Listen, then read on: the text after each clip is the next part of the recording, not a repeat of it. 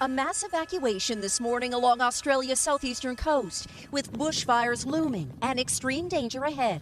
A heat wave expected to push temperatures over 100 degrees Fahrenheit by the weekend.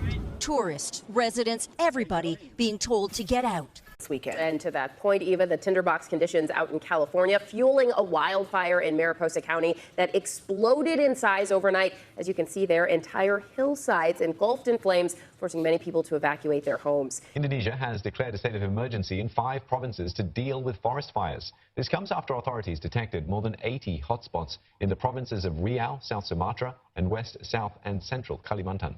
Riau, one of the country's main palm oil growing region, is the worst affected province this year, and fires have already scorched about 28,000 hectares of land.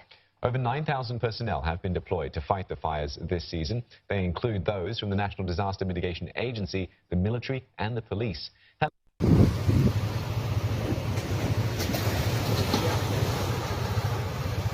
Video ini diambil di Morib pada tahun 2019. Ia menunjukkan paras air naik sampai ke pantai. Bumi kita sedang melalui perubahan. Perubahan iklim adalah satu isu yang paling mendesak pada zaman kita dan kesannya boleh dirasai di seluruh dunia. Daripada kebakaran hutan yang memusnahkan di California dan Australia hingga ke Morib. Kesan perubahan iklim tidak dapat dinafikan. Anda boleh jadi bertanya, apakah kaitan kebakaran api di negara lain dengan kenaikan paras air naik di negara kita? Punca utama perubahan iklim ialah peningkatan gas rumah hijau atau greenhouse gas di atmosfera kita.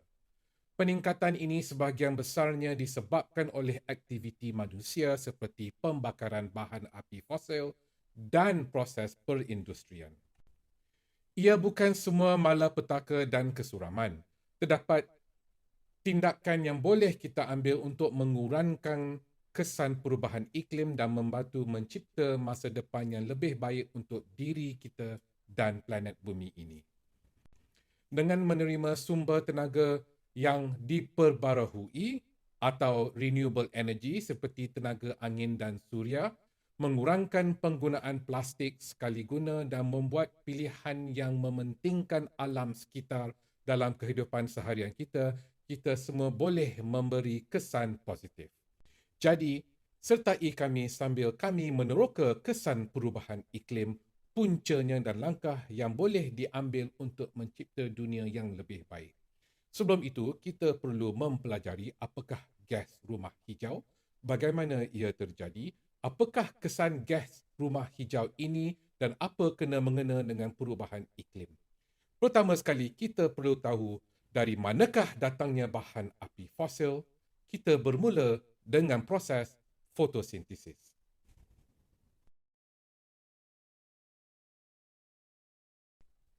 Untuk memahami cara kita mendapat bahan api fosil seperti arang batu, petroleum dan gas asli, kita perlu kembali ke masa lalu. Berjuta-juta tahun yang lalu, planet bumi ini adalah tempat yang sangat berbeza dengan tumbuh-tumbuhan dan haiwan gergasi berkeliaran di darat dan lautan luas bergabung dengan kehidupan.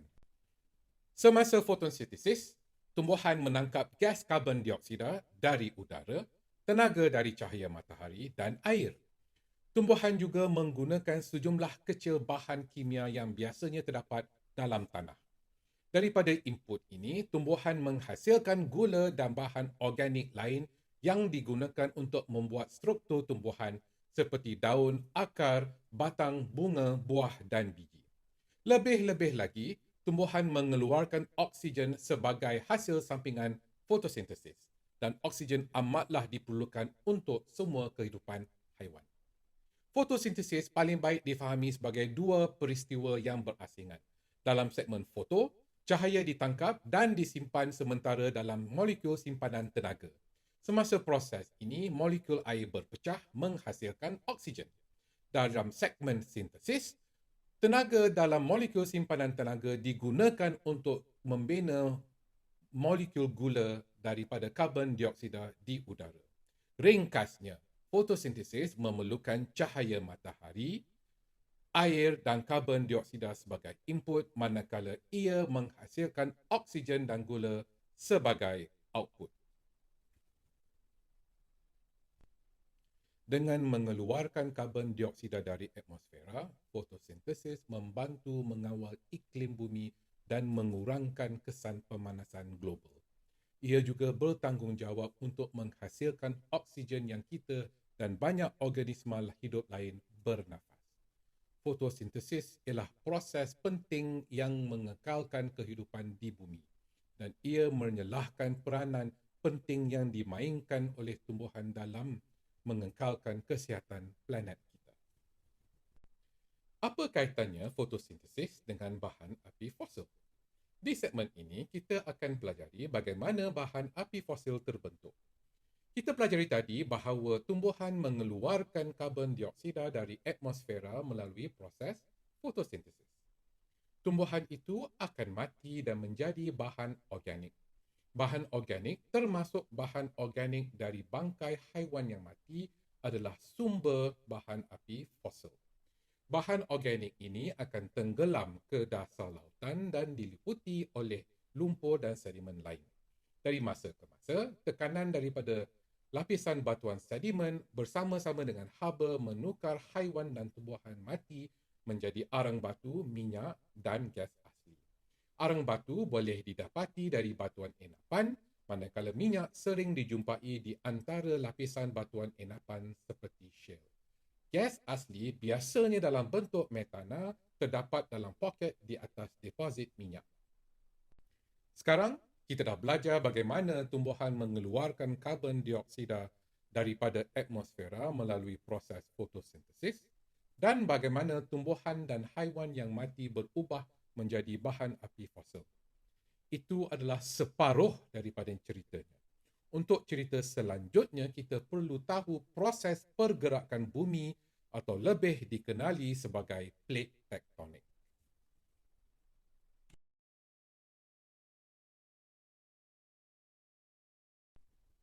Plate tectonic ialah teori bahawa kulit luar bumi dipecahkan kepada beberapa plate yang bergerak dan berinteraksi antara satu sama lain.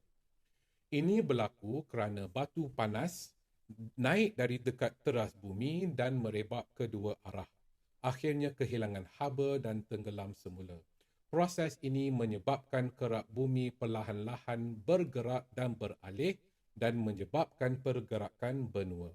Apabila plate berlangkar, bahan api fosil yang terbentuk daripada bahan organik tumbuhan dan haiwan tadi dibawa jauh ke dalam bumi. Apabila lapisan batuan ini turun, ia dipanaskan dan batuan itu cair membebaskan karbon dioksida. Gas ini dikembalikan semula ke atmosfera semasa letusan. Oleh itu, plate tektonik adalah kitaran yang luar biasa di mana plate bumi bergerak dan berinteraksi antara satu sama lain, membawa kepada pergerakan benua dan pembebasan karbon dioksida melalui letusan gunung berapi. Tetapi bahan api fosil yang tidak cair akan terus tenggelam jauh ke dalam bumi untuk disimpan selama-lamanya. Kita telah belajar mengenai proses bagaimana bahan api fosil terjadi daripada bahan organik dan bagaimana bahan api fosil ini disimpan jauh di dalam bumi melalui plate tektonik dan bagaimana proses ini berlanjutan berjuta-juta tahun. Untuk cerita selanjutnya, kita kena selidik bagaimana manusia mengguna bahan api fosil ini. Kita akan ke abad ke-18 di United Kingdom dan permulaan revolusi perindustrian.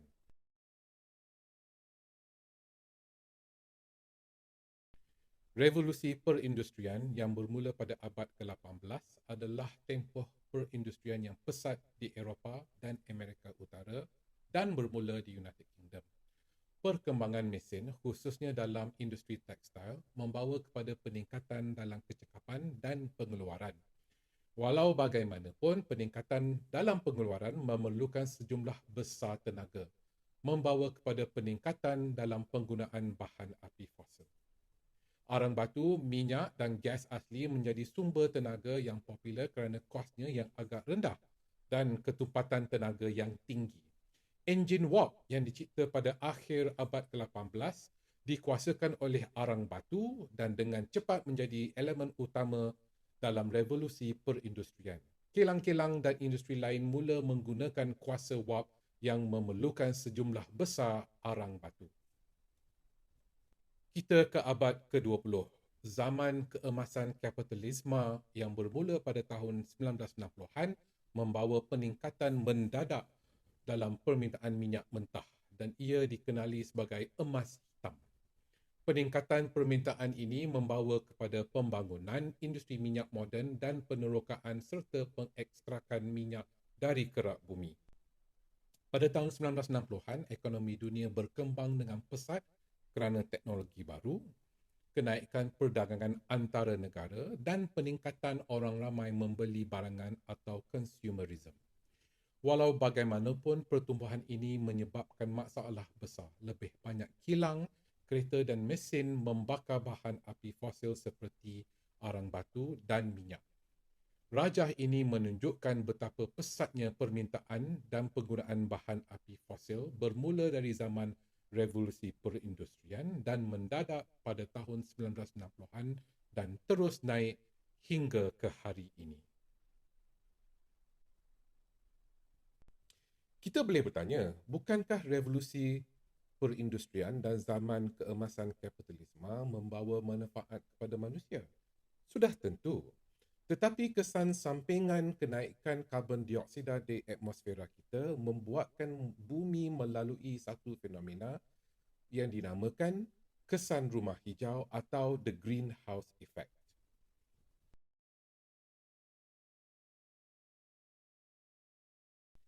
Kesan rumah hijau adalah fenomena semula jadi yang menjadikan bumi tetap hangat dan selesa untuk hidupan. Kesan ini disebabkan oleh sekumpulan gas yang dipanggil gas rumah hijau atau greenhouse gas yang mengelilingi bumi. Pada waktu siang, matahari bersinar melalui atmosfera menghangatkan permukaan bumi. Selepas matahari terbenam, permukaan bumi menjadi sejuk, membebaskan haba semula ke udara. Walau bagaimanapun, sebahagian daripada haba terperangkap oleh gas rumah hijau seperti karbon dioksida, wap air dan metana yang mengekalkan kehangatan bumi dengan memerangkap haba matahari di dalamnya. Walaupun bumi memerlukan keseimbangan gas rumah hijau ini untuk mengekalkan suhu yang stabil, aktiviti manusia seperti revolusi perindustrian dan zaman kegemilangan kapitalisme yang membawa kepada kenaikan pembakaran bahan api fosil telah mengakibatkan pembebasan lebih banyak gas rumah hijau ke atmosfera. Peningkatan gas rumah hijau ini boleh menyebabkan atmosfera memerangkap lebih banyak haba, membawa kepada bumi yang lebih panas. Untuk lebih memahami kesan gas rumah hijau pada iklim kita, satelit NASA sentiasa mengukur gas di atmosfera kita dari angkasa. Maklumat yang dikumpul daripada pengukuran ini boleh membantu saintis mengenal pasti sumber dan kesan gas rumah hijau. Rajah ini menunjukkan kandungan karbon dioksida di atmosfera bumi. Lihat kenaikan kandungan bermula di abad ke-18 dan naik secara ketara di tahun 1960-an dan terus naik sampai ke hari ini.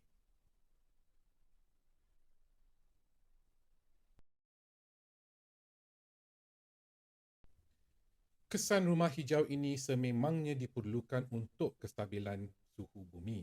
Tetapi apabila kandungan karbon dioksida di atmosfera naik, ia menyebabkan haba panas terperangkap di dalam atmosfer dan suhu global naik. Apabila suhu global meningkat, kita melihat kesan perubahan iklim seperti gelombang haba yang lebih kerap dan teruk, kemarau, kenaikan paras air, kebakaran dan peristiwa cuaca ekstrim. Rajah ini menunjukkan purata kenaikan suhu global yang naik semenjak revolusi perindustrian dan zaman kegemilangan kapitalisme dan terus naik sampai ke hari ini. Apabila purata suhu global meningkat, salah satu kesan paling segera ialah pencairan kepingan ais dan glasier di kawasan kutub seperti Greenland dan Antartika. Ais cair ini mengalir ke lautan, menambahkan isi padu air dan menyebabkan paras laut meningkat. Selain itu, apabila air laut menjadi panas, ia mengembang, mengambil lebih banyak ruang dan seterusnya menyumbang kepada kenaikan paras laut. Rajah ini menunjukkan purata paras air naik sebanyak 100 mm semenjak tahun 1960-an. Kenaikan paras laut memberi banyak kesan kepada alam sekitar dan masyarakat manusia. Sebagai contoh, ia boleh menyebabkan banjir di kawasan pantai rendah yang boleh menyebabkan berjuta-juta orang berpindah dan menyebabkan kerosakan kepada infrastruktur dan harta benda. Ia juga menyebabkan hakisan pantai dan garis pantai, kerosakan pada habitat penting dan perubahan aras laut dan corak cuaca.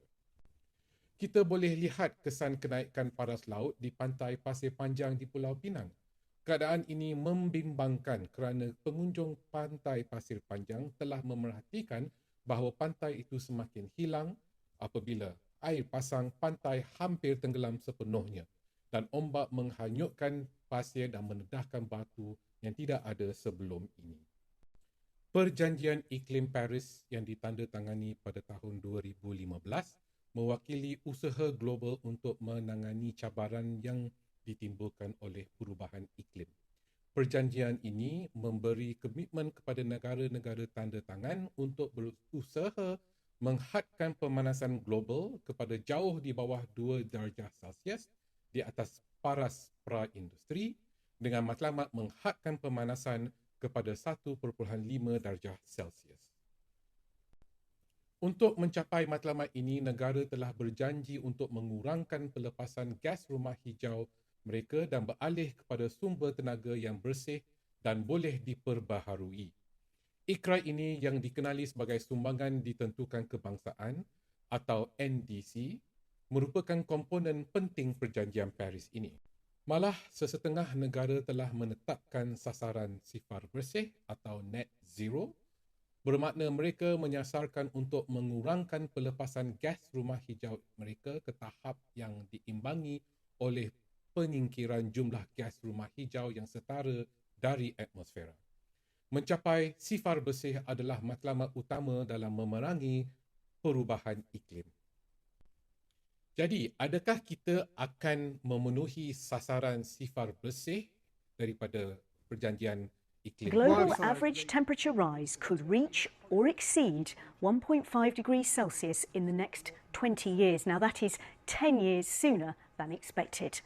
That temperature rise will breach the ambition of the 2015 Paris Climate Agreement and bring widespread devastation and unprecedented extreme weather. This all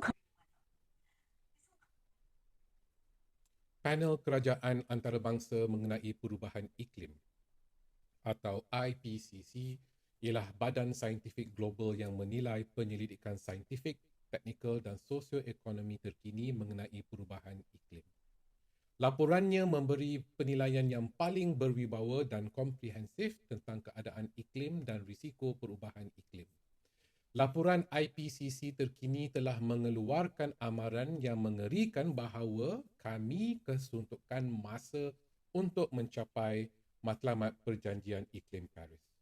Laporan itu menekankan keperluan mendesak untuk mengurangkan pelepasan gas rumah hijau dan menghadkan pemanasan global kepada 1.5 darjah Celsius melebihi paras pra-industri.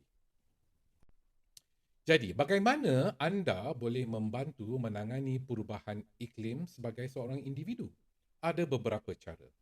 Pertama, kira jejak karbon anda untuk memahami aktiviti yang paling memberi kesan kepada alam sekitar. Kedua, kurangkan penggunaan tenaga dengan mematikan lampu dan elektronik apabila tidak digunakan, menggunakan mentol lampu jimat tenaga dan melaraskan termostat anda supaya tidak terlalu sejuk atau tidak terlalu panas. Gunakan pengangkutan awam, berjalan kaki atau berbasikal daripada memandu bersendirian. Kurangkan penggunaan air, baiki kebocoran, mandi lebih pendek dan gunakan tandas dan kepala pancuran mandian aliran rendah. Kitar semula semua kertas, plastik dan kaca. Beli produk keluaran tempatan dan ditanam secara mampan. Kurangkan sisa dengan menggunakan beg boleh guna semula, botol air dan bekas dan pengkomposan. Ingatlah, masa depan di tangan kita.